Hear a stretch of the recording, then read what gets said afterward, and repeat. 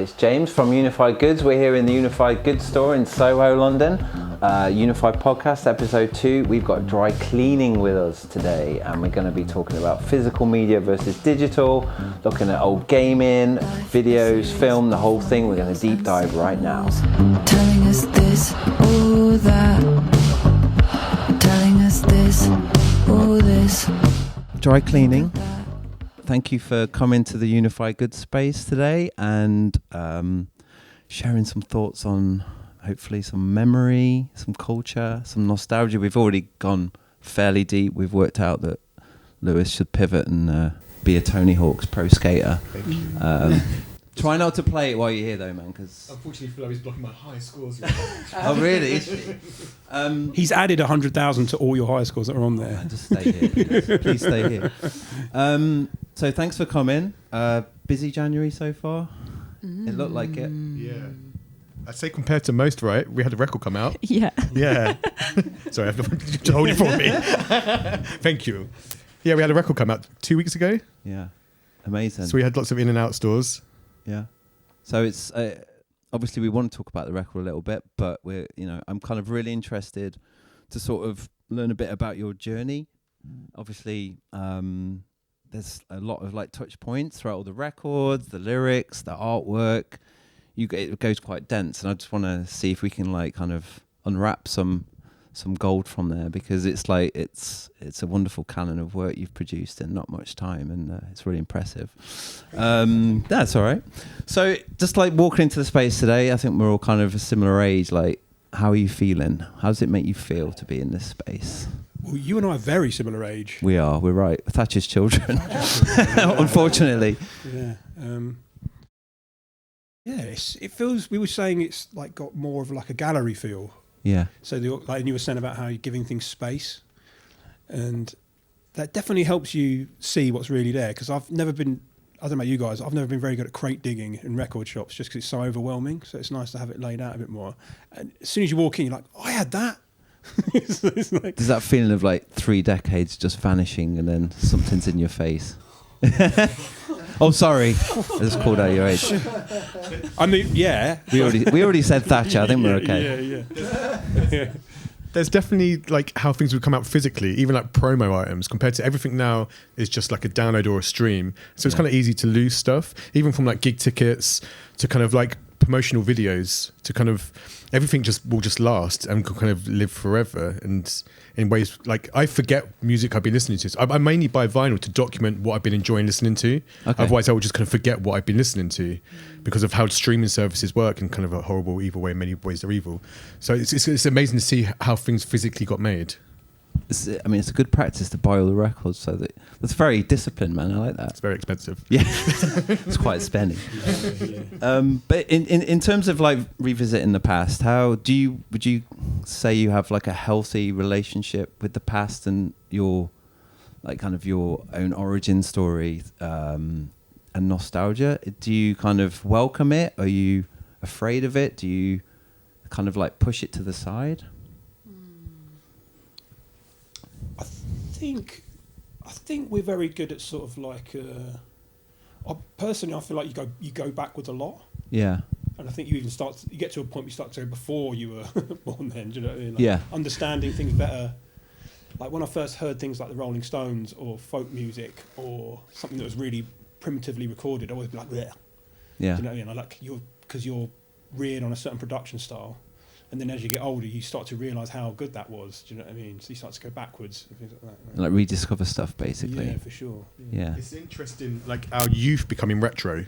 That's really interesting. So kind of being documented and kind of like even like indie sleaze and stuff like that being kind of like a moment now, isn't it? Yeah, and you kind of like, oh yeah, that was us, and kind of that's quite interesting because it's kind of like so it's not just memories. Were you all indie sleazers? That's the next question, obviously. Yeah, 100%. Yeah, yeah. There's absolutely no denying it. No. You top tier indie sleaze. Yes, but it wasn't called indie sleaze, was it? Like, what was it called? It wasn't called anything. It was just called stuff. It was just called things that are happening now. I've really got my indie badges. I played bass for New Young Pony Club and Good Shoes and kind of a lot of those indie bands. Yeah. Damn, amazing. Okay. And were you all in bands at that time as well, or was it you were more just sort of clubbing and gigging? It was What- in a lot of bands. Yeah, lots of bands. Um, Independent Thought Alarm. No? Oh yeah, it was more of a That was earlier. hardcore project, yeah, or metalcore project. Yeah. Less of an indie sleaze thing. I did miss out on that, but it was. If I'd known about it, I probably would have gone. It was fun. I think it's interesting because you get when it comes around a second time, it's almost like, I mean, it's painful to admit that you experienced it first time round, but it's also like it's like cleansed of a lot of the kind of anxiety of what existed around it the first time. I don't know if that's accurate. I don't know. I just feel like it's almost like it's like a weird rehashing where only the kind of maybe it's almost like a purified version of what happened before, and I think maybe that makes it less interesting in many ways. But it's also kind of like kind of fun in a harmless way. I don't know. I don't know what anyone I else guess thinks it's of that. like almost like just a different lens it goes through, like almost like the rose tinted glasses. Obviously, that's become a very common phrase. Yeah, but that's like what I'm looking you for. cut out Yeah. all of the. I mean, I remember a lot of calm downs and awful romantic moments of unrequited love and watching bands and people vanishing behind me that I was seeing at the time. Has been like, oh, she's gone.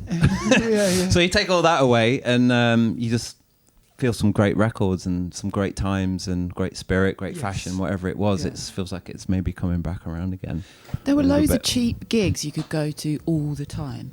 And you could also quite easily get into shows if you were underage. Yeah. Wasn't like a massive deal. Yeah. Like I think it might be now. Like I feel like that's a lot harder now. Yeah, and we were smoking in venues as well. Yeah, exactly. And yeah. wearing sunglasses.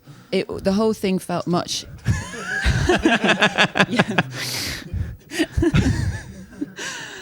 It was definitely easy to access. Yeah. Like the scene, you could just... I was only at school, but I could go to shows after school and like on my own even. Yeah. Didn't seem that hard, and Yeah. that sounds quite nice. I guess like less that's barriers cool. to entry. It just felt Mhm. it just felt a bit more sort of easy, free and easy. Well, was there a gig from that period that you, for those of you who were kind of into it, that you specifically remember that you had like a pivotal sort of cultural moment where you're like, wow, this is happening? It could be any time actually. It doesn't have to be indie sleaze, which we've reverted to here. I go for the indie sleaze. Like back then, like a lot of the club nights, you'd get US bands coming here for the first time playing like Frog and different like a Metro. So you just kind of see like someone would be like, oh, there's a band called The Gossip playing tonight. We should go see them. And you'd be like, oh shit, this is sick. And everyone in the room was like, this is amazing. Yeah, and then yeah. the next week would be like Vampire Weekend. And like the bar was high of just bands you didn't know just performing in a club night. Yeah. And I feel like other clubs maybe tried that since, but then the DJ would override because that's more entertaining for a whole room of people. Right. But back then that music kind of was made to kind of party, dance, and was very kind of like accessible on like a first listen. So Yeah. it would kind of really work for a club experience. And there were so many clubs around here. Like every night of the week there'd be a different night. So like you have Trash, like White Heat, kind of like Of course, Frog, Trash, yeah. After School. Like you could have like my calendar was filled every day. Is this bringing back, Yes. stirring it all up, isn't it? Yes, I'll just say yes.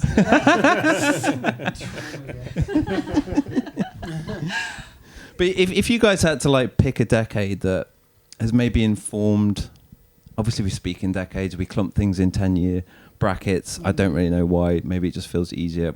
And from Unified Goods perspective, we have to as well. But is there a decade as collectively as a band you feel you talk about the most or you share ideas from the most? That's a good question. You have to think about that a bit, wouldn't you? Because we talk about it so much.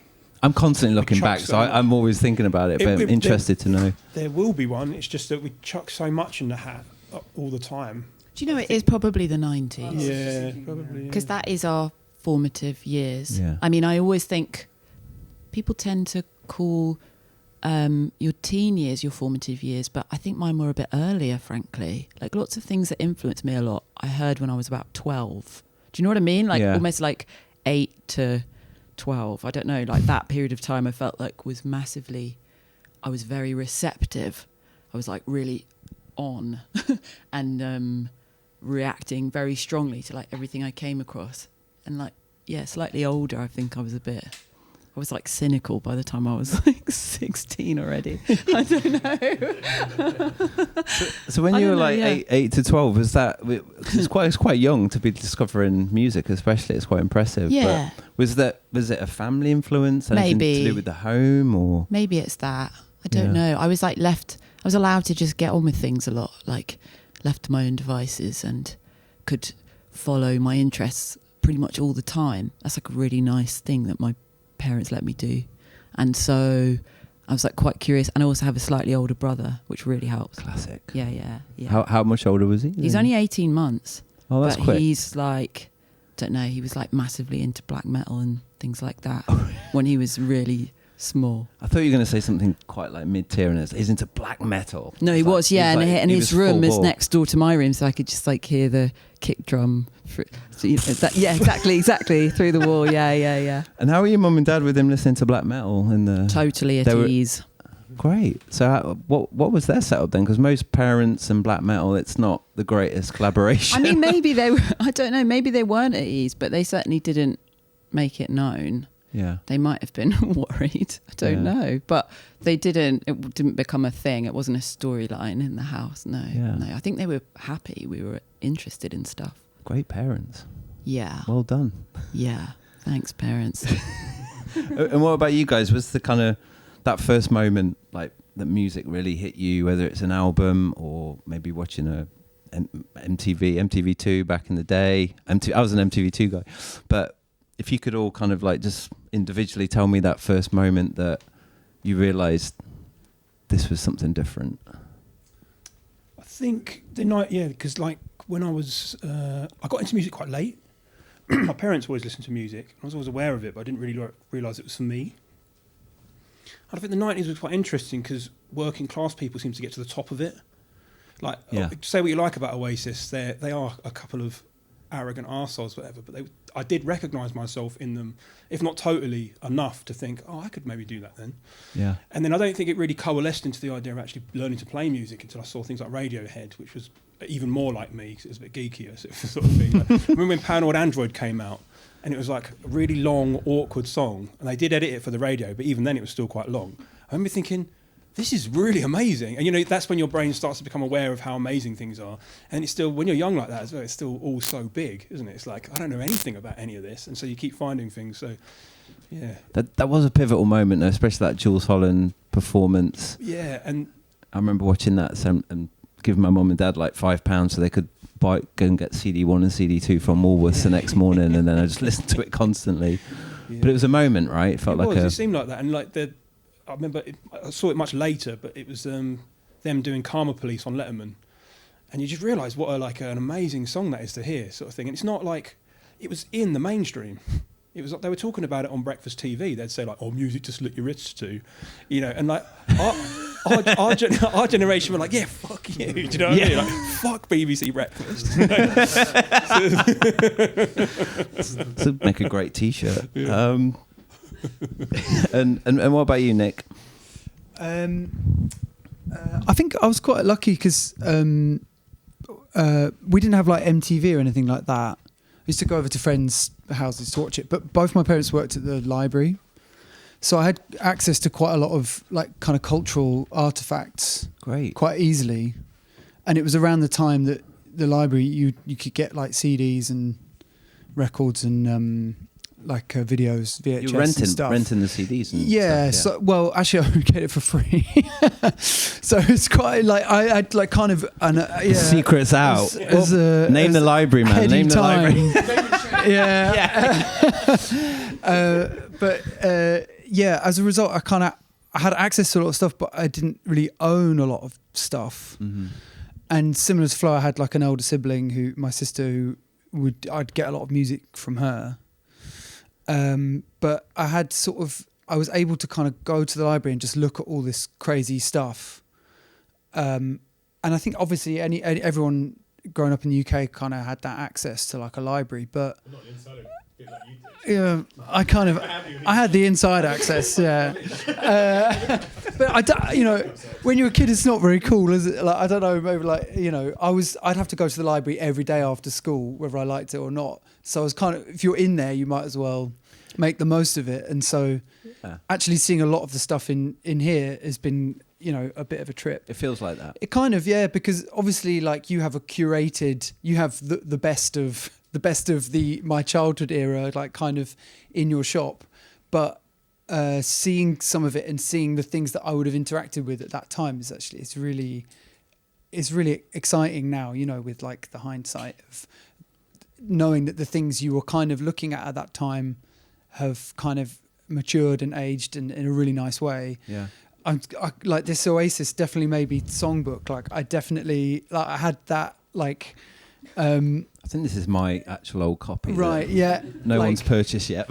So I had it. You know, I had it from the library. I had the CD from the library. Yeah. Like I first watched. We were talking about Akira earlier. I first watched Akira because. Sounds like a great library, man. Well, yeah. Well, it was good, but also my mum worked in like a school library, so when the kids that were kind of my age or whatever or older were like, we're interested in this now, she would start to buy in some of that stuff. Yeah. So when you know, like kids our age in the 90s started getting into, you know, manga and like, you know, Japanese culture, she would buy in the comics and the videos, and then she'd be like, oh, you know, kids at school are watching this, you should check this out. So that was quite nice, you know, like in a way, to see all that stuff. And then if you really wanted something, you could get hold of it, because I could ask one of them like, oh, you know, can you search the system for this? And they'd like, it would be at like some library on the other side of the county or whatever, and they'd get it in. I mean, it was really cool, like yeah. And then if you really liked something, you could just pretend that you didn't have it anymore, but it'd be like hidden under your bed, and I'd get to keep it. Like, Wow. You get written off. I like actually cherish the library stuff more than anything else, when it's got all the stamps and the years, and you can see, and it just feels like this thing's maybe been read or listened to like maybe thousands of times, unless it was hid under your bed. But like Retired a few bits and pieces. I mean, just chatting to you guys, it feels like you all had quite a wonderfully, like, culturally rich upbringing, where it was quite sort of free and open. Does it feel like that, or? I think to an extent that it's easy. I think once you get to a certain age and you could maybe have more of your own money. Yeah. But when you're a little bit younger, it's like it felt like you got one thing for months. Do you know what I mean? And because of that, you absorbed it a lot more. Like I remember when Bright in the Corners came out by Pavement, and someone played Shady Lane at school, and it blew my mind. I was like, "What?" At school, someone played it. Yeah, like we had when you're in your final year, you have a common room sort of thing that someone played on a tape of it. And I remember that would have been in like September. I had to wait till Christmas to buy it. Do you know what I mean? You couldn't just stream it that afternoon. It was like you had to wait. And because of that, it was then the only album I got for months after that, and that's all I really listened to. And you think how that really, like, I can sing every word of it now. It's like at the drop of a hat, because I know it so well. Do you know what I mean? Like, so it's just exercise in patience, I guess, right? You didn't know any different, though. Do you remember that feeling of, like, you'd have an album, and even if you loved it, you'd almost get like really bored of it in a weird way. Like you'd almost be listening to it because you kind of had to, because it's just that's what's in my Discman or whatever, and you'd kind of be loving it, but also it would also be driving you a bit mad. Do you remember that feeling? Like that's a weird. Give me an example. With the Strokes, is this it syncs up with train stations on the train from Falcon Woods to Charing Cross, because I listen to it at the same point every time. So certain Strokes. The Strokes, it. So it'd sync up every time. But weirdly, the financial thing, I think I was better with money when I was 15 than I am now, because I had a system down. Because I got £2.50 a day for lunch, and then I'd get a £5 at weekends for like pocket money. Nice. So I could buy 2 white labels and a pack of cigarettes, and that would last me the week. So I wouldn't have lunch, just eat at home, eat when you get home, fine. And then 10 more lights on a Monday, that would last you a week. Yeah. And then on a Saturday, come to Black Market, and then buy 2 white labels, and that's my week done. So I kind of had a lot of records when I was younger. We really peaked. Yeah, I really peaked. Whatever age this is we're describing. I mean, it's idyllic in a word. So, just talking about records, I noticed last night that you guys received the Best Package Award for Stunt Work. True. Which I was like, wow. How does it feel? I mean, it's essentially like the best album cover, right? That's what Yeah. it used to be called until the mid-90s, then they changed it to best package.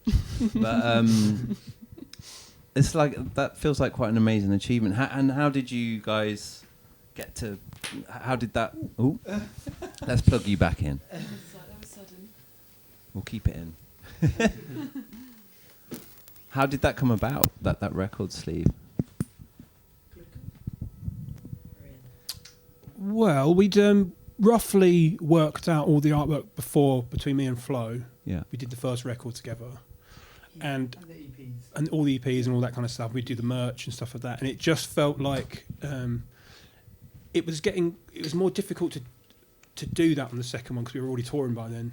So we were just doing a lot of stuff. And if you'd suggested to me at the start of the band that you won't be making all the album covers, I'd have been distraught. You know what I mean? It's what we studied for 7 years. Since my passion was to make the artwork for the music. I know Flo feels the same about that, but the reality of being in a touring band is very different. You really have to you can't do both really. So I think someone suggested, Flo showed us the Instagram of Rotting Dean Bazaar, and just immediately I was like, oh yeah, that's cool.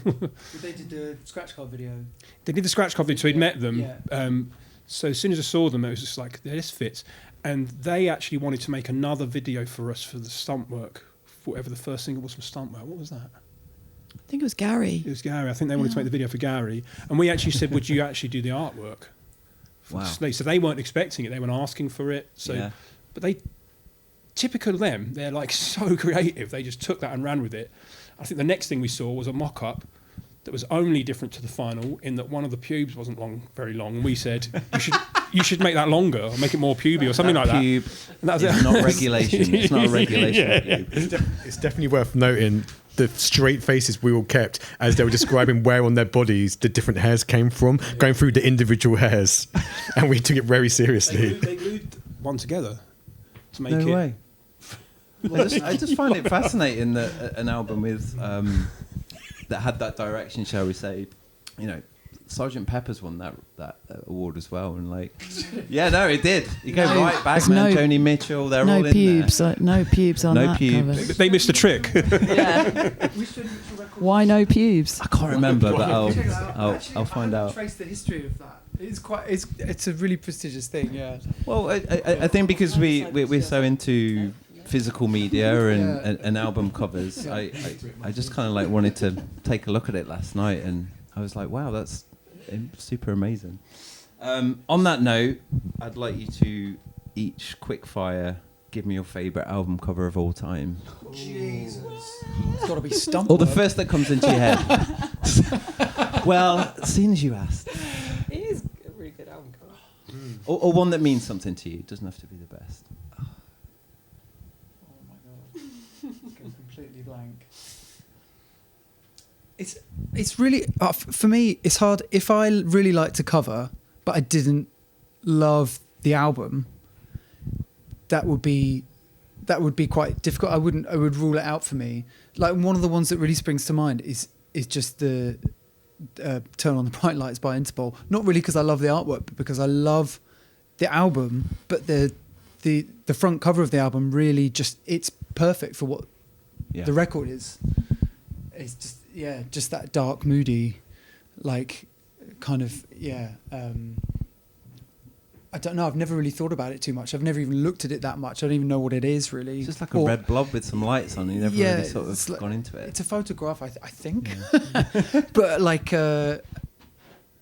I'll be kicking myself later when I fail to remember the one I really love. But Tom, have you got one? Like Nick, I'll probably think of a better one later. But I remember how much Relationship of Command, the artwork for it made the music make sense. Yeah. Because it's such a strange production, that record.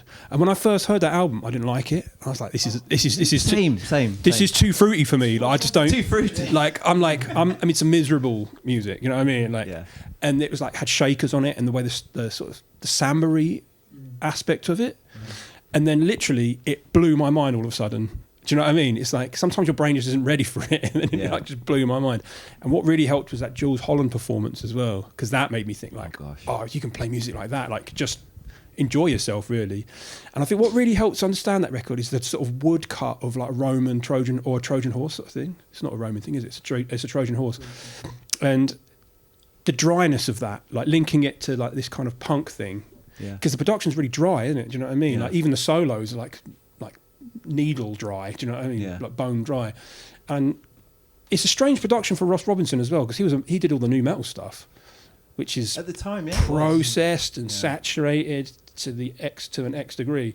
So for him to sort of like switch all of a sudden and just do this, it's almost like he's saying, "I'm sorry, I'm sorry for all of that." Like, but like have this at least. Do you know what I mean? Because it's a brilliant production, and I always thought the artwork, like it made. Once I got that, it made it make sense. I saw something. Because the Trojan horses kind of feature throughout the chariots singles, and stuff. The Like chariots, yeah. And it was kind of like they were trying to break out of the record and just be live and in your face. It didn't. It felt like it was contained. Like and it had the kind of punk stenciling as well. So you read it as punk, but then it's like, oh, ancient Greek punk with a samba influence. I'll take it. Yeah, amazing. Lewis. That Jules Holland performance was so good that I think any band I was in between 17 and 20, you'd look for a chair in the room to kick while performing. Do you know what I mean? You kind of wanted to move or kick something just to try to. I don't need to learn anything. I could just dance and push some furniture over. I really like artwork that just has like the solo artist face on it. So Iggy Pop's really good with it, with kind of Lust for Life, The Idiot. Bowie's good for it. There's a book over there which has like almost the same drawing, or was slightly different, of Low, and that I think sets a good tone for the record. It's kind of like somehow threatening. It's Bowie, kind of feels like this godlike character. So I used to have a copy of that on my wall, Japanese edition, until someone stole it. I gave it as a gift. There's another story there. But yeah, I think it's stunning, and I think it's a record that I had been in my life for a long time. Me and Flo was talking about this last week when we'd had a FaceTime with Elton John, of when people... He loves the FaceTime now, doesn't he? Yeah. Amazing. How was it? That's great. Yeah. But like how people make you feel when they've been in your life, like for as long as you've been alive. Yeah. And Bowie's kind of one of those. There's always pictures of Bowie around the house. So kind of just seeing him just kind of feels like a kind of a godlike kind of like person. Yeah. Yeah. So I'd say Low. Good one. Well done. Thank you. Florence, do you? This is such a hard question. I'm sorry. Like it's causing me some pain. It's like I just think of a million things. My God, I might have to pass. Honestly, it's hard. You can circle back. Yeah, let's circle back. What was the first? All right, what was the first album you borrowed off your brother? Oh, probably like Hatful of Hollow or something like that. Okay. Yeah. But I don't think that's like the Smiths have great artwork. It's all very cohesive, isn't it? Yeah. But I don't think it's my favourite. I like things that are a bit. My mum's got this Prince LP where his belly button is on the spine. It's like it's a gatefold, and it's him, and he's kind of like pulling up his like leather vest or whatever he's got on, and the spine has his belly button on it. So anyone who can tell me what album that is, I'm going to say that one actually, because it's really great. On the inside or the outside? On the outside. The outside, like when you put it with all your records, it's just a little belly button. Belly button. Yeah, my mum loves Prince, so yeah. I feel like that record, but I can't remember what it's called. I'm terrible with like album cover, album name, band name. Knowing all those three things is like it's rare for me. Data, isn't it? So much data. That was when you had CDs like on like a Walkman. You'd just remember the track because of it's like track 7. Because you wouldn't have the artwork. Yeah. With Be like, CD, I love number. track 7. Yeah. Track 7's a banger. I should give an honourable mention to the War of the Worlds vinyl. My parents had it when I was a kid, and it came with a book of paintings. It did. And we used to listen to and like literally the one of the aliens, and they're about to kill the priest. And it's a double-page spread of him on his knees with the crucifix, and it's all just darkness, and they're all just like marching towards him. I remember being a kid, and me and my sister would be like, fuck. Do you know what I mean? Fucking hell. It was so atmospheric. I feel like everyone's mum and dad had that War of the Worlds. I think it was a thing. soundtrack. Yeah, it must have been a thing. Yeah. Yeah. Good answers, guys. Thank you. Obviously. How about you? Damn. Yes, horrible. Hey, you're not meant to ask me questions, man. Off the top of my head, I would say Probably stunt work, isn't it? I'm gonna go with Loveless, just because it just looked like getting into a bath, and it looked exactly how the music sounded. That warmth, that multi layers of tones and colours, and just like noise, basically. Lush should do a bath bomb that's called Loveless and it's those colours. That's a great idea. I'm going to call them. See if they're up for a collab. So we've been talking a lot of physical media, CDs, vinyl, etc. How do you guys feel about the current state of affairs with like digital and physical media? It's a tough one. It is a tough one. How do you feel about it? I feel like in some, it depends what day it is. Sometimes you feel really like overwhelmed by that relationship. Other days it fits perfectly, if you know what I mean. Like, because I think about the digital convenience of something like Spotify, but then I think like it's still like it just makes you more. You have to be more conscious about your listening. Do you know what I mean? Like I was saying to the guys the other day, I think I still spend as much, like if not monetarily, but the amount of time I spend buying books and going to the cinema and buying records and stuff like that. And Spotify hasn't changed that. Like, it's just meant that I'm listening to a lot more than I can afford to buy. Yeah. Kind of thing. So I still think my relationship to physical things is still pretty potent, if you know what I mean. And I still like to be surrounded by my stuff. Do you know what I mean? I've just moved house and it's like, you just can't wait to get your, like, my records were the first thing that went out. We hadn't even, you know what I mean? It's like having the stereo on and listening to music while we were like undercoating the walls and stuff like that. It's like, I wouldn't. That was the first thing you installed. Yeah, in the for house. sure. Yeah, Amazing. yeah, definitely. Yeah. So. Was it? Is it alphabetized or? No, it's pretty like, I do try. I don't really, I just grab chunks really. And then I just get to know where those chunks are. Do you know what I mean? I know where to go, where everything is. It's kind of weird. Wow. You know. Like a messy desk or something. Yeah. Okay, I love that. Yeah. Mine's in I just want to say mine's in alphabetical order, but by artist first name. You're so niche. That's But I think insane. but some artist first name is like a performance name. Say like our friend Elton John is Yeah. not his name. So what do you put it under? Do you put it under E? So what do you put it under? E. Right. E. Yeah. As in, but in a traditional record shop, it'd be J. It's unconventional, but interesting. Yeah. What's that one in the high fidelity? Organising it seems too much like work, I think. It's the only thing in my life that's organised though, so I'm kind of rated for that. It's an alphabetical order, and then there's a section of current listening to, like one shelf of I'm currently listening to this. And Yeah. is that alphabetised as well? No, that's just chaos and wrong sleeves and everything, and they're all scratched. I think boredom is such a like important tool to kind of like create and also to enjoy art. Yeah. It does. You do suffer from just being able to listen to anything you want at any time. I think it is quite.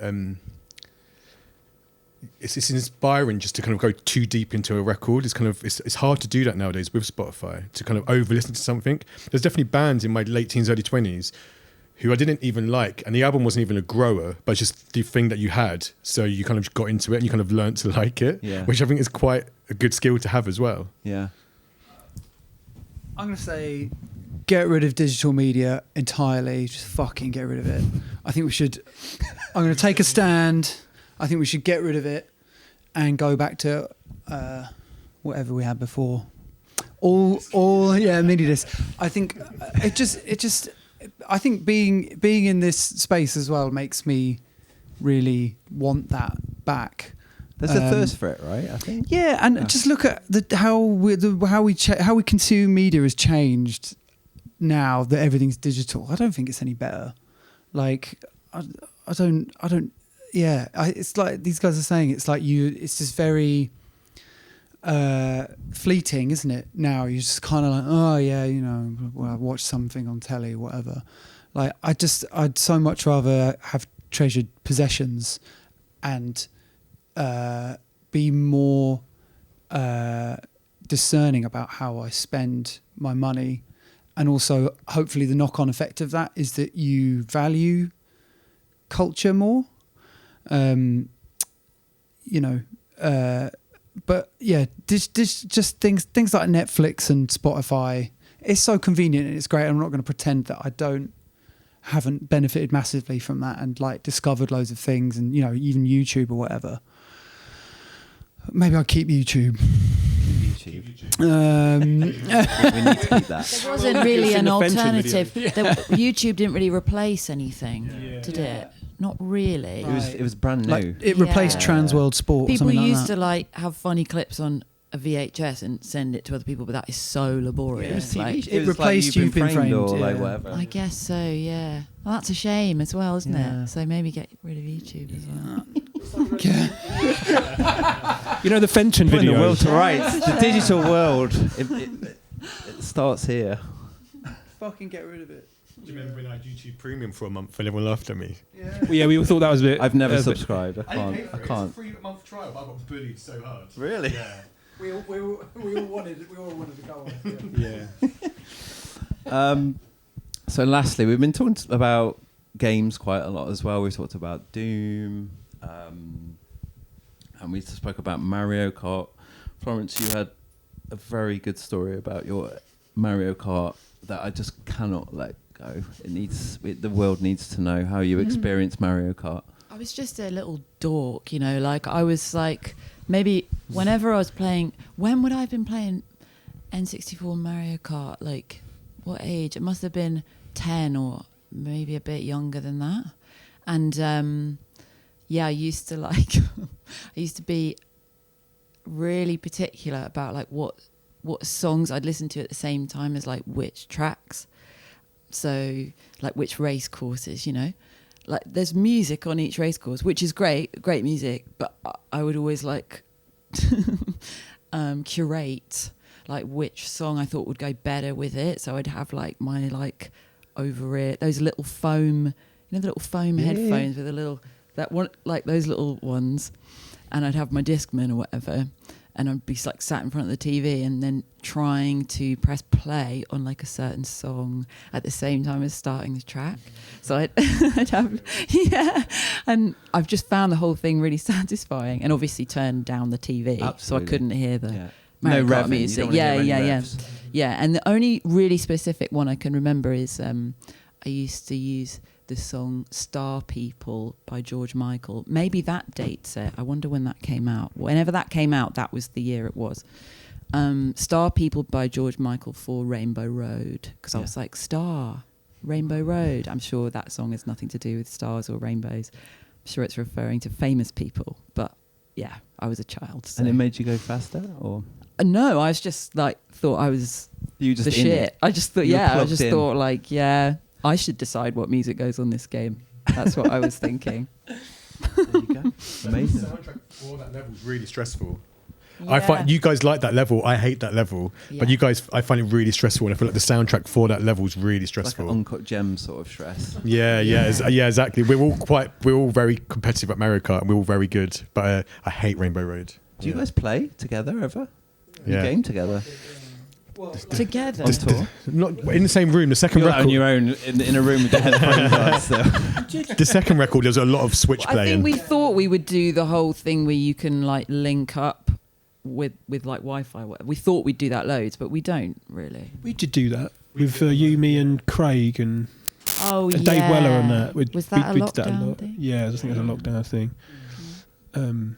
It's playing with other people is how you get good, because you see how hard it is. Really, like, True. I'd prefer to just do the time trials on my own. Do you know what I mean? Just like try and go as fast as you can, and then you try and apply that knowledge of the track to the game, and you get fucked because everyone's just like, you got the banana skins and everything. You're like, oh fuck. I still remember I was trying to get gold Mario and the gold cart. Oh, yeah. And I found it so stressful I had to take a bath halfway through to relax. I was like, I'm playing a computer game, I'm meant to be relaxing. But I found it so, I was like grinding my teeth and stuff. It really took a while. Just for everyone's benefit, Lewis has been playing Tony Hawk's Pro Skater for maybe a few hours now. What's your top score, man? 230,000 659. I think that's pretty good. Thank you. It was 72,000 when you walked in. Yeah. that was my effort actually. Oh, so it's even lower than that. So it's 65,000. I've put 178,223, 230 on there. Lewis has got the top 3 scores by the looks of it. Oh, I haven't got the longest grind there. I could do that in a bit. Could do that after. So we're gonna kill digital media. We've got a Mario Kart guide to success, and thank you for coming in and sharing all that with us. Thanks for I having Pleasure. really Thanks for having us. appreciate it. And well done on the new record. It's stunning. Oh, Cheers. Yeah, I can't wait to see you live. Thank you. Oh, thank you. Come visit the shop. Cheers. If you've enjoyed the Unified podcast today, don't forget to like, comment and subscribe. It's also available on all audio streaming platforms.